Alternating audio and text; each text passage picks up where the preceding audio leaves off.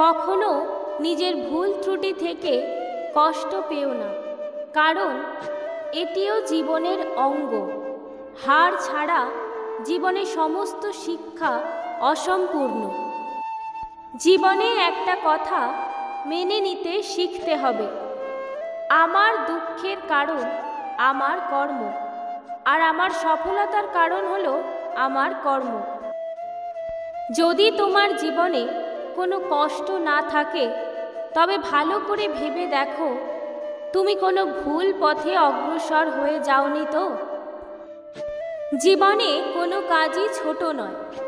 এ সংসারে যাবতীয় বস্তু সুপ্ত বীজের মতো, তাকে অতি ক্ষুদ্র দেখলেও তার মধ্যে অতি বৃহৎ সম্ভাবনা বর্তমান। কেবল দূরদর্শী ব্যক্তিগণ তা দেখতে পান। নিজেকে খুশি রাখার একমাত্র উপায় হল প্রতিটি মানুষকে বিনা কোনো কারণেই খুশি রাখা। যদি তুমি অপরকে ঘৃণার চোখে দেখো, তবে তোমার মনের বিষ তোমাকে নিজের চোখে ঘৃণার পাত্র করে তুলবে। আবার যদি তুমি অন্যকে ভালোবাসো, তবে তোমার জীবনও ভালোবাসায় ভরে উঠবে। যে মানুষ নিজের দুঃখকে সাহসের সাথে জয় করে, তার কাছে অসম্ভব কার্য সম্ভব। অন্যের ধর্মের সমালোচনা করবে না, কারণ সমস্ত মতবাদ এবং সমস্ত ধর্মই ভালো। তবে আপনার জানা প্রয়োজন যে ধর্ম কোনো বই বা বিশ্বাসের বিষয় নয়, শুধুই উপলব্ধি মাত্র।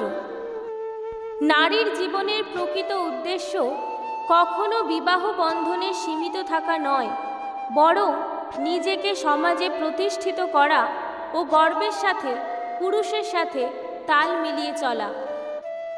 যদি তুমি সত্যের সাথে চলো, তুমি জীবনে জিতবেই। তবে এই পরীক্ষায় উত্তীর্ণ হওয়ার জন্য প্রচুর ধৈর্য শক্তির প্রয়োজন। আপনার মধ্যে থাকা ঘৃণা বা হিংসা যত না অন্যের ক্ষতি করছে, তার চেয়ে দ্বিগুণ ক্ষতি করছে আপনার।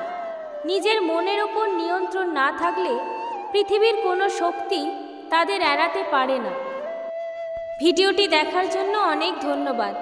ভিডিওটি ভালো লাগলে লাইক, কমেন্ট এবং শেয়ার করবেন এবং চ্যানেলটিকে সাবস্ক্রাইব করে পাশে থাকবেন।